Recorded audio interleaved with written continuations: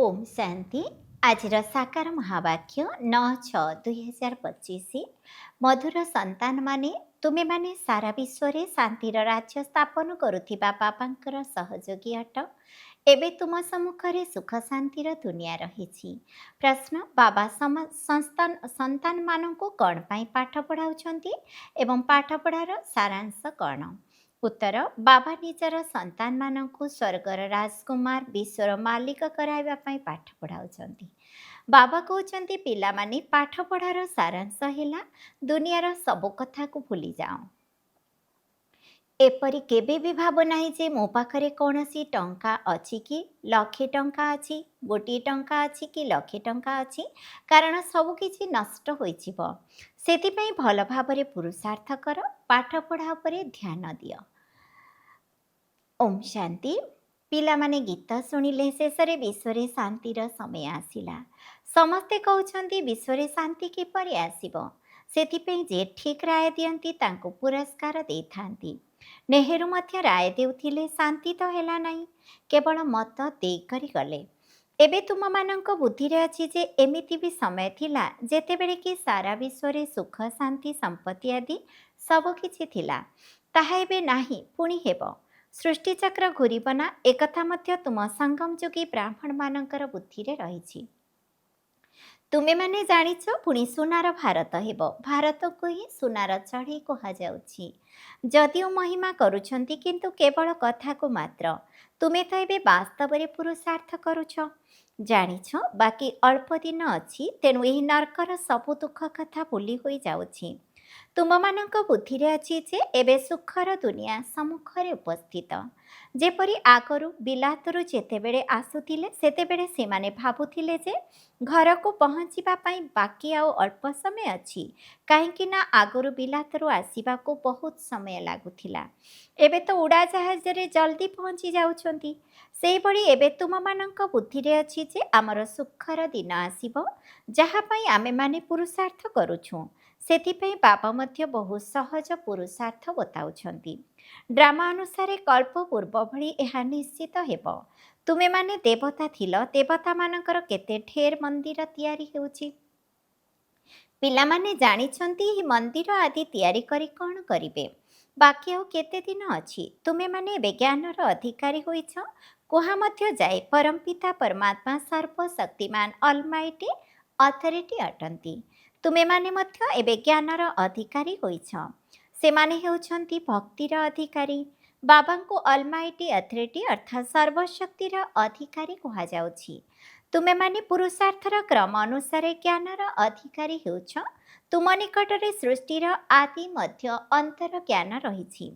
जानिछ आमे बाबांक ठारु वर्षा पाइबा पाई पुरुषार्थ करुछु। भक्तिर अधिकारी माने समस्तଙ୍କୁ भक्तिर कथा ही सुनाई थांती। तुमे ज्ञानर अधिकारी होइथिबारु ज्ञान सुनाउछ। सत्य जुगरे भक्ति रहिब नाही। सेठारे जणे हेले पूजारी रहिबे नाही, केवल पूज्य ही पूज्य रहिबे। अधाकल्प पूज्य, अधाकल्प पूजारी। भारतवासींक निमते कुहा जाउछि जे माने जेतेबेले पूज्य थिले भारत स्वर्ग थिला, एबे भारत पूजारी नरक होई जाइछि। तुमे माने एबे वास्तविक जीवन गढ़ुछ। पुरुषार्थर क्रम अनुसारे समस्तଙ୍କୁ बुझाउछ एवं एहार वृद्धि होई चालिछि। एसबु ड्रामारे पूर्वरु निर्धार्य होई रहिछि। ड्रामा तुमको पुरुषार्थ कराउछि। तुमे माने पुरुषार्थ करी चालिछ। जानिछ ड्रामारे आमर अविनाशी पार्ट रहिछि। दुनिया ही कथा को कौन जानिब, आमर ही ड्रामारे पार्ट रहिछि। जे कहिब से ही बुझिब ना किपरि आमर एही ड्रामारे पार्ट रहिछि। एही सृष्टि चक्र घूरी चालिछि। एही विश्वर इतिहास भूगोल संबंधरे तुमମାନଙ୍କ व्यतीत आउ काहाकु जणा नाही। सर्वोच्च किए दुनियारे केही हेले जानि नाहांती। ऋषि मुनि आदि मध्य कहुथिले आमे जानि नाहु। नेति नेति कहुथिले ना, एबे तुमे माने जानुछ रचयिता केवल बाबा ही अटंती, जेम कि आमको पाठ पढ़ाउछंती। एकथा मध्य बाबा बारंबार बुझाउछंती जे एठारे जेतेबेले बसुछ देह देही अभिमानी होई बस। एकमात्र बाबा ही राजयोग शिखाउछंती एवं विश्वर इतिहास भूगोल बुझाउछंती। ବାବା କହୁଛନ୍ତି ମୁଁ କୌଣସି ଥଟ୍ ରିଡର ଅର୍ଥାତ୍ ସଂକଳ୍ପକୁ ପଢ଼ିଲା ବାଲା ନୁହେଁ। ଏତେ ବଡ଼ ଦୁନିଆକୁ କ'ଣ ରିଡ୍ କରିବି କି? ବାବା ନିଜେ କହୁଛନ୍ତି ମୁଁ ଡ୍ରାମାର ନିର୍ଦ୍ଧାର୍ଯ୍ୟ ଅନୁସାରେ ତୁମକୁ ପବିତ୍ର କରିବାକୁ ଆସୁଛି। ଡ୍ରାମାରେ ମୋର ଯାହା ପାର୍ଟ ଅଛି ତାକୁ ବଜାଇବାକୁ ଆସୁଛି। ବାକି ମୁଁ କୌଣସି ଥଟ୍କୁ ରିଡ୍ କରୁନାହିଁ। ମୋର କ'ଣ ପାର୍ଟ ଏବଂ ତୁମେମାନେ କ'ଣ ପାର୍ଟ କରୁଛ ଏହି କଥା କହୁଛି। ତୁମେମାନେ ମଧ୍ୟ ଏହି ଜ୍ଞାନକୁ ଶିଖି ଅନ୍ୟମାନଙ୍କୁ ଶିଖାଉଛ। ମୋର ପାଠ ହେଉଛି ପତିତମାନଙ୍କୁ ପାବନ କରିବା। ଏକଥା ମଧ୍ୟ ତୁମେମାନେ ଜାଣିଛ। ତିଥି ତାରିଖ ସହିତ ସବୁ ଜାଣିଛ। ଏକଥା ଦୁନିଆରେ କେହି ହେଲେ ଜାଣିନାହାନ୍ତି। ତୁମକୁ ବାବା ଶିଖାଉଛନ୍ତି ପୁଣି ଯେତେବେଳେ ଏହି ସୃଷ୍ଟିଚକ୍ର ପୂରା ହେବ ସେତେବେଳେ ପୁଣି ବାବା ଆସିବେ। ଏହି ସମୟରେ ଯାହା ସବୁ ଦୃଶ୍ୟ ଚାଲୁଛି ତାହା ପୁଣି କଳ୍ପ ପରେ ଚାଲିବ। ଗୋଟିଏ ସେକେଣ୍ଡ ମଧ୍ୟ ଅନ୍ୟ ସେକେଣ୍ଡ ସହିତ ମିଶିପାରିବ ନାହିଁ। ଏହି ନାଟକ ଘୁରି ଚାଲିଛି। ତୁମେମାନେ ଏହି ବେହଦ ନାଟକ ବିଷୟରେ ଜାଣିଛ, ତଥାପି ତୁମେମାନେ ବାରମ୍ବାର ଭୁଲି ଯାଉଛ। ବାବା କହୁଛନ୍ତି ତୁମେମାନେ କେବଳ ମୋତେ ମନେ ପକାଅ। ଆମର ବାବା ପିତା ଶିକ୍ଷକ ଏବଂ ସଦ୍ଗୁରୁ ଅଟନ୍ତି। ତୁମମାନଙ୍କ ବୁଦ୍ଧି ଏବେ ସେପଟକୁ ଚାଲିଯିବା ଉଚିତ। ଆତ୍ମା ବାବାଙ୍କ ସହିତ ଶୁଣି ଖୁସି ହେଉଛି, ବାବାଙ୍କ ମହିମା ଶୁଣି ଖୁସି ହେଉଛି। ସମସ୍ତେ କହୁଛନ୍ତି ଆମର ବାବା ଟିଚର ଅଟନ୍ତି, ସେ ହିଁ ସତ୍ୟ ଅଟନ୍ତି। ଏହି ପାଠପଢ଼ା ମଧ୍ୟ ସତ୍ୟ ଏବଂ ସମ୍ପୂର୍ଣ୍ଣ ଅଟେ। ସେହି ମନୁଷ୍ୟମାନଙ୍କ ପାଠପଢ଼ା ଅଧା ଅଟେ। ତେବେ ତୁମମାନଙ୍କ ବୁଦ୍ଧିରେ କେତେ ଖୁସି ରହିବା ଦରକାର। ଯେଉଁମାନେ ବଡ଼ ପରୀକ୍ଷାକୁ ପାସ୍ କରିଥାନ୍ତି ତାଙ୍କର ଅଧିକ ଖୁସି ରହିଥାଏ। ତୁମେ କେତେ ଉଚ୍ଚ ପାଠ ପଢ଼ୁଛ, ତେଣୁ କେତେ ଅପାର ଖୁସି ରହିବା ଦରକାର।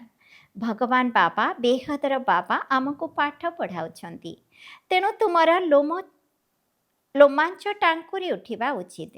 ସେହି ଅଧ୍ୟାୟ ପୁଣି ରିପିଟ୍ ହେଉଛି। ଏକଥା ତୁମମାନଙ୍କ ବ୍ୟତୀତ ଆଉ କାହାକୁ ବି ଜଣା ନାହିଁ। କଳ୍ପର ଆୟୁଷକୁ ହିଁ ବଢ଼ାଇ ଦେଇଛନ୍ତି। ତୁମମାନଙ୍କ ବୁଦ୍ଧିରେ ଏବେ 5000 ବର୍ଷର ସାରା କାହାଣୀ ରହିଛି, ଯାହାକୁ ହିଁ ସ୍ୱଦର୍ଶନ ଚକ୍ର ବୋଲି କୁହାଯାଉଛି। ପିଲାମାନେ କହୁଛନ୍ତି ବାବା ବହୁତ ତୋଫାନ ଆସୁଛି, ଆମେ ଆପଣଙ୍କୁ ଭୁଲି ଯାଉଛୁ। ବାବା କହୁଛନ୍ତି ତୁମେ କାହାକୁ ଭୁଲି ଯାଉଛ? ବାବା ଯିଏକି ତୁମକୁ ଡବଲ ମୁକୁଟଧାରୀ ବିଶ୍ୱର ମାଲିକ କରୁଛନ୍ତି, ତାଙ୍କୁ ତୁମେ କିପରି ଭୁଲି ଯାଉଛ? ଆଉ କାହାକୁ ତ ଭୁଲୁନାହଁ। ସ୍ତ୍ରୀ, ପିଲା, ଛୁଆ, ଚାଚା, ମାମୁଁ, ମିତ୍ର, ସମ୍ବନ୍ଧୀ ଆଦି ସବୁ ମନେ ଅଛନ୍ତି। ବାକି ତୁମେ ଏହି କଥାକୁ କାହିଁକି ଭୁଲୁଛ? ତୁମର ଯୁଦ୍ଧ ଯୋଗରେ ବସିବା ସମୟରେ ହିଁ ହେଉଛି। ତେବେ ଯେତେ ଦୂର ସମ୍ଭବ ଯୋଗ କରିବାକୁ ହିଁ ହେବ। ପିଲାମାନେ ନିଜର ଉନ୍ନତି ପାଇଁ ସକାଳୁ ସକାଳୁ ଉଠି ବାବାଙ୍କ ସ୍ମୃତିରେ ବିଚରଣ କରିବା ଉଚିତ। ତୁମେ ଛାତ ଉପରକୁ ଅଥବା ବାହାରର ଥଣ୍ଡା ପବନକୁ ଚାଲିଯାଅ। ଏଠାରେ ଆସି ବସିବାର କୌଣସି ଆବଶ୍ୟକତା ନାହିଁ। ବାହାରକୁ ମଧ୍ୟ ଯାଇପାରିବ। ସକାଳ ସମୟରେ କୌଣସି ଭୟର କଥା ନାହିଁ। ବାହାରକୁ ଯାଇ ଚାଲିବା ଉଚିତ। ପରସ୍ପର ମଧ୍ୟରେ ଏହି କଥାବାର୍ତ୍ତା କର, ଦେଖ ବାବାଙ୍କୁ କିଏ ଅଧିକ ସ୍ମରଣ କରୁଛି। ପୁଣି କହିବା ଉଚିତ ଯେ ମୁଁ କେତେ ସମୟ ମନେ ପକାଉଛି, ବାକି ସମୟ ମୋର ବୁଦ୍ଧି କୁଆଡ଼େ କୁଆଡ଼େ ଗଲା। ଏହାକୁ କୁହାଯାଏ ପରସ୍ପର ମଧ୍ୟରେ ଉନ୍ନତିକୁ ପ୍ରାପ୍ତ କରିବାର ଉପାୟ। ନୋଟ୍ କର ମୁଁ କେତେ ସମୟ ବାବାଙ୍କୁ ମନେ ପକାଇଲି। ବାବା ଯାହା ଅଭ୍ୟାସ କରୁଛନ୍ତି ତାହା ବତାଉଛନ୍ତି। ଯୋଗଯୁକ୍ତ ହେଇ ତୁମେମାନେ 1 ଘଣ୍ଟା ଚାଲିଲେ ମଧ୍ୟ ଗୋଡ଼ ଥକିବ ନାହିଁ। ଯୋଗବଳ ଦ୍ୱାରା ତୁମର କେତେ ପାପ କଟିଯିବ। ଚକ୍ରକୁ ତ ତୁମେ ଜାଣିଛ। ରାତିଦିନ ତୁମ ବୁଦ୍ଧିରେ ରହିବା ଉଚିତ ଯେ ଏବେ ଘରକୁ ଯିବାକୁ ହେବ। ସେଥିପାଇଁ ପୁରୁଷାର୍ଥ କରୁଛ। କଳିଯୁଗୀ ମନୁଷ୍ୟମାନଙ୍କୁ ଟିକିଏ ହେଲେ ଜଣା ନାହିଁ। ସେଥିପାଇଁ ମୁକ୍ତି ନିମନ୍ତେ କେତେ ଭକ୍ତି କରି ଚାଲିଛନ୍ତି। ଏଠାରେ ଅନେକ ମତ ରହିଛି। ତୁମ ବ୍ରାହ୍ମଣମାନଙ୍କର ହେଉଛି ଏକ ମତ। ଯେଉଁମାନେ ବ୍ରାହ୍ମଣ ହେଉଛନ୍ତି ସେମାନଙ୍କର ହେଲା ଶ୍ରୀମତ। ତୁମେ ବାବାଙ୍କ ଶ୍ରୀମତ ଦ୍ୱାରା ଦେବତା ହେଉଛ। ଦେବତାମାନଙ୍କର କୌଣସି ଶ୍ରୀମତ ନାହିଁ। ଶ୍ରୀମତ ଏବେ ତୁମ ବ୍ରାହ୍ମଣମାନଙ୍କୁ ମିଳୁଛି। ଭଗବାନ ହେଉଛନ୍ତି ନିରାକାର, ଯିଏକି ତୁମକୁ ରାଜଯୋଗ ଶିଖାଉଛନ୍ତି। ଯାହାଙ୍କଠାରୁ ତୁମେମାନେ ନିଜର ରାଜ୍ୟ ଭାଗ୍ୟ ନେଇ କେତେ ଉଚ୍ଚ ବିଶ୍ୱର ମାଲିକ ହେଉଛ। ଭକ୍ତି ମାର୍ଗର ବେଦଶାସ୍ତ୍ର ଆଦି କେତେ ଢେରରୁ ଢେର ରହିଛି, କିନ୍ତୁ ଏକମାତ୍ର ଗୀତା ହିଁ ମୂଲ୍ୟବାନ ଅଟେ। ଭଗବାନ ଆସି ରାଜଯୋଗ ଶିଖାଉଛନ୍ତି, ଏହାକୁ ହିଁ ଗୀତା କୁହାଯାଉଛି। ଏବେ ତୁମେମାନେ ବାବାଙ୍କ ଠାରୁ ପଢ଼ୁଛ, ଯାହାଦ୍ୱାରା ସ୍ୱର୍ଗର ରାଜ୍ୟପଦ ପାଇପାରିବ। ଯିଏ ପଢ଼ିବେ ସିଏ ରାଜ୍ୟ ନେବେ। ଡ୍ରାମାରେ ପାର୍ଟ ରହିଛି ନା, ଜ୍ଞାନଦାତା ଜ୍ଞାନର ସାଗର ଏକମାତ୍ର ବାବା ହିଁ ଅଟନ୍ତି। ସେ ଡ୍ରାମା ପ୍ଲାନ୍ ଅନୁସାରେ କଳିଯୁଗର ଶେଷ ସତ୍ୟଯୁଗରେ ଆସି ସଙ୍ଗମ ସମୟରେ ହିଁ ଆସୁଛନ୍ତି। ଏଥିରେ କୌଣସି କଥାରେ ଦ୍ୱନ୍ଦ୍ୱରେ ପଡ଼ ନାହିଁ। ବାବା ଏହାଙ୍କ ଶରୀରରେ ଆସି ପାଠ ପଢ଼ାଉଛନ୍ତି, ଆଉ କେହି ପଢ଼ାଇ ପାରିବେ ନାହିଁ। ଏହି ଦାଦା ଯଦି ଆଗରୁ କାହା ପାଖରୁ ପଢ଼ିଥାନ୍ତେ, ତେବେ ଆହୁରି ଅନେକ ମଧ୍ୟ ତାଙ୍କଠାରୁ ପଢ଼ିଥାନ୍ତେ। ବାବା କହୁଛନ୍ତି, ଏହିସବୁ ଗୁରୁ ଆଦି ସମସ୍ତଙ୍କର ଉଦ୍ଧାର କରିବାକୁ ମୁଁ ଆସୁଛି। ଏବେ ତୁମର ଲକ୍ଷ୍ୟ ସମ୍ମୁଖରେ ରହିଛି। ଆମେ ଏହିପରି ହେବୁ, ଏହା ହେଉଛି ନରରୁ ନାରାୟଣ ହେବାର ସତ୍ୟ କଥା। ଏମାନଙ୍କର ପୁଣି ଭକ୍ତି ମାର୍ଗରେ ମହିମା କରାଯାଉଛି। ଭକ୍ତି କରିବାର ପ୍ରଥା ଚାଲି ଆସିଛି। ଏବେ ଏହି ରାବଣ ରାଜ୍ୟ ପୁରା ହେବାକୁ ଯାଉଛି। ତୁମେ ଏବେ ଦଶହରା ଇତ୍ୟାଦି ଦେଖିବାକୁ ଯିବ ନାହିଁ। ତୁମେ ତ ବୁଝାଉଛ ଯେ ଏମାନେ ଏସବୁ କ'ଣ କରୁଛନ୍ତି। ଏହା ତ ଛୋଟ ପିଲାଙ୍କର କାମ। ବଡ଼ ବଡ଼ ଲୋକମାନେ ମଧ୍ୟ ଦେଖିବାକୁ ଯାଉଛନ୍ତି ରାବଣକୁ କିପରି ଜଳାଉଛନ୍ତି। ଇଏ ରାବଣ କିଏ? କେହି କହିପାରିବେ ନାହିଁ। ରାବଣ ରାଜ୍ୟ ଅଟେ ନା। ଦଶହରା ଆଦିକୁ କେତେ ଖୁସିରେ ପାଳନ କରିଥାନ୍ତି, ଯେଉଁଥିରେ ରାବଣକୁ ଜଳାଇଥାନ୍ତି। ଦୁଃଖ ମଧ୍ୟ ଭୋଗ କରି ଚାଲିଛନ୍ତି, କିଛି ହେଲେ ବୁଝୁନାହାନ୍ତି। ଏବେ ତୁମେମାନେ ଜାଣୁଛ ଆମେ କେତେ ଅଜ୍ଞାନୀ ଥିଲୁ। ରାବଣ ସମସ୍ତଙ୍କୁ ଅଜ୍ଞାନୀ କରିଦେଉଛି। ଏବେ ତୁମେମାନେ କହୁଛ, ବାବା ଆମେ ଲକ୍ଷ୍ମୀ ନାରାୟଣ ନିଶ୍ଚିତ ହେବୁ, ଆମେ କମ୍ ପୁରୁଷାର୍ଥ କରିବୁ ନାହିଁ। ଏହା ଏକମାତ୍ର ସ୍କୁଲ ଅଟେ, ଯେଉଁଠାରେ ବହୁ ସହଜ ପାଠପଢ଼ା ହେଉଛି। ବୁଢ଼ୀ ବୁଢ଼ୀ ମାତାମାନେ ଆଉ କିଛି ମନେ ନ ପକାଇ ପାରିଲେ କେବଳ ବାବାଙ୍କୁ ମନେ ପକାନ୍ତି। ମୁଖ ଦ୍ୱାରା ହେ ରାମ କହୁଛନ୍ତି ନା। ବାବା ଏକଥା ବହୁ ସହଜ କରି କହୁଛନ୍ତି ଯେ ତୁମେ ହେଉଛ ଆତ୍ମା। ପରମାତ୍ମା ବାବାଙ୍କୁ ସ୍ମରଣ କଲେ ତୁମର ଜୀବନ ରୂପୀ ନୌକା ପାରି ହୋଇଯିବ। କୁଆଡ଼େ ଯିବ?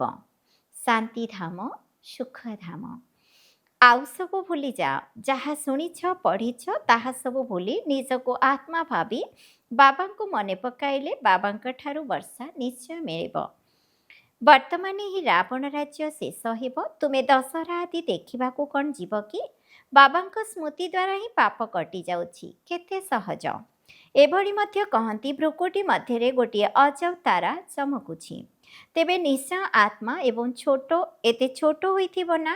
ଡାକ୍ତରମାନେ ମଧ୍ୟ ବହୁତ ଚେଷ୍ଟା କରୁଛନ୍ତି ଆତ୍ମାକୁ ଦେଖିବା ପାଇଁ, କିନ୍ତୁ ତାହା ବହୁତ ସୂକ୍ଷ୍ମ ଅଟେ। ହଟ ଆଦି ଦ୍ୱାରା କେହି ଦେଖିପାରିବେ ନାହିଁ। ବାବା ମଧ୍ୟ ଏହିପରି ବିନ୍ଦୁ ଅଟନ୍ତି। କହୁଛନ୍ତି, ତୁମ ସଦୃଶ ମୁଁ ମଧ୍ୟ ସାଧାରଣ ହୋଇ ତୁମମାନଙ୍କ ଠାରୁ ପାଠ ପଢ଼ାଉଛି। ତୁମମାନଙ୍କୁ ମୁଁ ପାଠ ପଢ଼ାଉଛି। କେହି କ'ଣ ଜାଣୁଛନ୍ତି ଯେ ଭଗବାନ ଏମାନଙ୍କୁ କିପରି ପାଠ ପଢ଼ାଉଛନ୍ତି? ଯଦି କୃଷ୍ଣ ପଢ଼ାଉଥାନ୍ତେ, ତେବେ ସାରା ଆମେରିକା, ଜାପାନ ଆଦି ସବୁଆଡ଼ୁ ଆସିଯାଇଥାନ୍ତେ। ତାଙ୍କଠାରେ ଏତେ ଆକର୍ଷଣ ରହିଛି। କୃଷ୍ଣଙ୍କ ସହିତ ସମସ୍ତଙ୍କର ସ୍ନେହ ରହିଛି। ଏବେ ତୁମେମାନେ ଜାଣୁଛ ଆମେ ସେହିପରି ହେଉଛୁ। କୃଷ୍ଣ ହେଉଛନ୍ତି ରାଜକୁମାର। ତାଙ୍କୁ କୋଳକୁ ନେବାକୁ ଚାହିଁଲେ ପୁରୁଷାର୍ଥ କରିବାକୁ ପଡ଼ିବ। କିନ୍ତୁ ଏହା କୌଣସି ବଡ଼ କଥା ନୁହେଁ। ବାବା ନିଜର ସନ୍ତାନମାନଙ୍କୁ ସ୍ୱର୍ଗର ରାଜକୁମାର, ବିଶ୍ୱର ମାଲିକ କରିବା ପାଇଁ ପାଠ ପଢ଼ାଉଛନ୍ତି। ବାବା କହୁଛନ୍ତି, ପିଲାମାନେ ପାଠପଢ଼ାର ସାରାଂଶ ହେଉଛି ଦୁନିଆର ସବୁ କଥାକୁ ଛାଡ଼ିଦିଅ। ଏପରି କେବେ ଭାବ ନାହିଁ ଯେ ଆମ ପାଖରେ ଗୋଟିଏ ଟଙ୍କା ଅଛି, ଲକ୍ଷେ ଟଙ୍କା ଅଛି। କିଛି ବି ହାତକୁ ଆସିବ ନାହିଁ। ସେଥିପାଇଁ ଭଲ ଭାବରେ ପୁରୁଷାର୍ଥ କର। ବାବାଙ୍କ ପାଖକୁ ଆସିଲେ ବାବା ଅଭିମାନ କରି କୁହନ୍ତି, 8 ମାସ ହେଲା ଏହି ଜ୍ଞାନ ମାର୍ଗରେ ଆସିଲଣି, କିନ୍ତୁ ବାବା ଯାହାଙ୍କଠାରୁ ସ୍ୱର୍ଗର ବାଦଶାହୀ ମିଳୁଛି ତାଙ୍କ ସହିତ ଏତେ ସମୟ ହେଲା ମିଶିବ ନାହିଁ। କହୁଛନ୍ତି, ବାବା ଅମୁକ କାମ ଥିଲା। ଆରେ ଯଦି ତୁମେ ଶରୀର ଛାଡ଼ି ଦେଇଥାନ୍ତ, ପୁଣି ଏଠାକୁ କିପରି ଆସିଥାନ୍ତ? ତେଣୁ ଏଭଳି ବାହାନା ଚଳିବ ନାହିଁ। ବାବା ରାଜଯୋଗ ଶିଖାଉଛନ୍ତି, କିନ୍ତୁ ତୁମେମାନେ ଶିଖୁନାହଁ। ଯିଏ ବହୁତ ଭକ୍ତି କରୁଥିବେ ତାଙ୍କୁ 7 ଦିନ କ'ଣ, ଗୋଟିଏ ସେକେଣ୍ଡରେ ମଧ୍ୟ ତୀର ଲାଗିଯିବ। 1 ସେକେଣ୍ଡରେ ବିଶ୍ୱର ମାଲିକ ହୋଇପାରିବ। ଇଏ ନିଜେ ଅନୁଭବୀ ବସିଛନ୍ତି। ବିନାଶ ଦେଖିଲେ, ଚତୁର୍ଭୁଜ ରୂପ ଦେଖିଲେ ବାସ୍ ବୁଝିଗଲେ। ଓହୋ, ମୁଁ ବିଶ୍ୱର ମାଲିକ ହେବି। ସାକ୍ଷାତକାର ହେଲା, ଉମଙ୍ଗ ଉତ୍ସାହ ଆସିଲା ଏବଂ ସବୁ କିଛି ଛାଡ଼ିଦେଲେ। ଏଠାରେ ତୁମେ ଜାଣିଛ ବାବା ବିଶ୍ୱର ରାଜତ୍ୱ ଦେବା ପାଇଁ ଆସିଛନ୍ତି। ବାବା ପଚାରୁଛନ୍ତି, ନିଶ୍ଚୟ କେବେ ହେଲା? ତେବେ କହୁଛନ୍ତି 8 ମାସ ହେଲା। ବାବା ବୁଝାଉଛନ୍ତି, ମୂଳ କଥା ହେଲା ଯୋଗ ଏବଂ ଜ୍ଞାନ। ବାକି ସାକ୍ଷାତକାରର କୌଣସି ଆବଶ୍ୟକତା ନାହିଁ। ବାବାଙ୍କୁ ଚିହ୍ନିଗଲ, ପଢ଼ିବା ଆରମ୍ଭ କର, ତେବେ ତୁମେ ମଧ୍ୟ ଏହିପରି ହୋଇଯିବ। ବହୁତ ପଏଣ୍ଟସ୍ ମିଳିଛି ଯାହାକୁ ତୁମେମାନେ କାହାକୁ ହେଲେ ବୁଝାଇ ପାରିବ। ବହୁତ ସ୍ନେହର ସହିତ ବୁଝାଅ। ଶିବ ବାବା ଯିଏକି ପତିତ ପାବନ ଅଟନ୍ତି, ସେ କହୁଛନ୍ତି ମୋତେ ମନେ ପକାଅ, ତେବେ ପବିତ୍ର ହୋଇ ପବିତ୍ର ଦୁନିଆର ମାଲିକ ହୋଇଯିବ। ଏହି କଥାକୁ ବହୁତ ଯୁକ୍ତିର ସହିତ ବୁଝାଇବାକୁ ହେବ। ତୁମେମାନେ ଚାହୁଁଛ ନା ଗଡ଼ଫାଦର ଆମକୁ ମୁକ୍ତ କରି ଶାନ୍ତିଧାମକୁ ନେଇଯାଆନ୍ତୁ। ଆଚ୍ଛା, ଏବେ ତୁମ ଉପରେ ଯେଉଁ କଳଙ୍କ ଲାଗିଯାଇଛି, ସେଥିପାଇଁ ବାବା କହୁଛନ୍ତି ମୋତେ ମନେ ପକାଅ। ଆଚ୍ଛା, ମିଠା ମିଠା ଶିକିଲଥି ସନ୍ତାନମାନଙ୍କ ପ୍ରତି ମାତା ପିତା ବାପଦାଦାଙ୍କର ମଧୁର ସ୍ନେହ ସମ୍ପନ୍ନ ଶୁଭେଚ୍ଛା ଏବଂ ସୁପ୍ରଭାତ। ଆତ୍ମିକ ପିତାଙ୍କର ଆତ୍ମିକ ସନ୍ତାନମାନଙ୍କୁ ନମସ୍ତେ। ଆମ ଆତ୍ମିକ ସନ୍ତାନମାନଙ୍କର ମଧ୍ୟ ଆତ୍ମିକ ପିତାଙ୍କୁ ନମସ୍ତେ ନମସ୍ତେ ନମସ୍ତେ। ଧାରଣା ପାଇଁ ମୁଖ୍ୟ ସାରାଂଶ 1 ନମ୍ବର, ସକାଳୁ ସକାଳୁ ଉଠି ବାବାଙ୍କୁ ମନେ ପକାଇ ପ୍ରାତଃ ଭ୍ରମଣ କର। ପରସ୍ପର ମଧ୍ୟରେ ଏହିଭଳି ମିଠା ବାର୍ତ୍ତାଳାପ କର, ଦେଖିବା କିଏ କେତେ ସମୟ ବାବାଙ୍କୁ ସ୍ମରଣ କରୁଛି, ତାପରେ ନିଜର ଅନୁଭବ ଶୁଣାଅ। 2 ନମ୍ବର, ବାବାଙ୍କୁ ଚିହ୍ନିଲା ପରେ କୌଣସି ବାହାନା କରିବାର ନାହିଁ। ପାଠପଢ଼ାରେ ଲାଗିଯିବାର ଅଛି।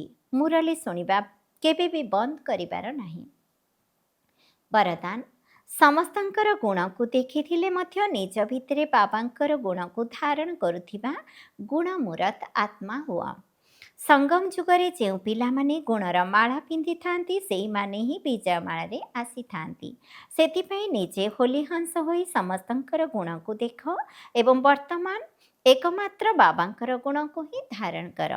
ଏହିଭଳି ଗୁଣର ମାଳା ସମସ୍ତଙ୍କର ଗଳାରେ ପଡ଼ି ରହିବା ଦରକାର। ଯେଉଁମାନେ ଯେତିକି ବାବାଙ୍କର ଗୁଣକୁ ନିଜ ଭିତରେ ଧାରଣ କରିଥାନ୍ତି, ସେମାନଙ୍କର ଗଳାରେ ସେତିକି ବଡ଼ ମାଳା ପଡ଼ିଥାଏ ଏବଂ ଗୁଣର ମାଳାକୁ ସ୍ମରଣ କରିବା ଦ୍ୱାରା ନିଜେ ମଧ୍ୟ ଗୁଣମୂରତ ହୋଇଯାଆନ୍ତି। ଏହାର ସ୍ମାରକୀ ରୂପରେ ଦେବତାମାନଙ୍କର ଏବଂ ଶକ୍ତିମାନଙ୍କର ଗଳାରେ ମାଳା ପିନ୍ଧିଥିବାର ଦେଖାଇଥାନ୍ତି। ସ୍ଲୋଗାନ, ସାକ୍ଷୀପଣିଆର ସ୍ଥିତି ହିଁ ଯଥାର୍ଥ ନିର୍ଣ୍ଣୟ କରିବାର ଆସନ। ଅବ୍ୟକ୍ତ ଇଶାରା, ଆତ୍ମିକ ସ୍ଥିତିରେ ରହିବାର ଅଭ୍ୟାସ କର ଏବଂ ଅନ୍ତର୍ମୁଖୀ ହୁଅ। ଅନ୍ତର୍ମୁଖୀ ହୋଇ କାର୍ଯ୍ୟ କରିବା ଦ୍ୱାରା ଅନେକ ପ୍ରକାରର ବିଘ୍ନଠାରୁ ଏବଂ ବ୍ୟର୍ଥ ସଂକଳ୍ପଠାରୁ ମୁକ୍ତ ହୋଇଯିବ ଏବଂ ସମୟ ମଧ୍ୟ ବହୁତ ବଞ୍ଚିଯିବ। ତେବେ ଯେଉଁ ଆତ୍ମାମାନେ ଅନ୍ତର୍ମୁଖୀ ସ୍ଥିତିରେ ରହିଥାନ୍ତି, ସେମାନଙ୍କ ଭିତରେ ସ୍ମୃତିର ସମର୍ଥି ମଧ୍ୟ ଆସିଥାଏ ଏବଂ ଆତ୍ମାରୂପୀ ନେତ୍ର ଶକ୍ତିଶାଳୀ ହେବାକୁ ଲାଗିଥାଏ, ଯାହାଦ୍ୱାରା ଯଦି କୌଣସି ବି ବିଘ୍ନ ଆସିବାକୁ ଯାଉଥିବ, ତେବେ ଅନୁଭବ ହେବ ଯେ ଆଜି କୌଣସି ପରୀକ୍ଷା ଆସିବାକୁ ଯାଉଛି ଏବଂ ଯେତେ ପୂର୍ବରୁ ଜଣାପଡ଼ିଯିବ, ସେହି ଅନୁସାରେ ସଚେତନ ହେବା କାରଣରୁ ସଫଳତାକୁ ମଧ୍ୟ ପ୍ରାପ୍ତ କରିଥାନ୍ତି। ଓମ୍ ଶାନ୍ତି।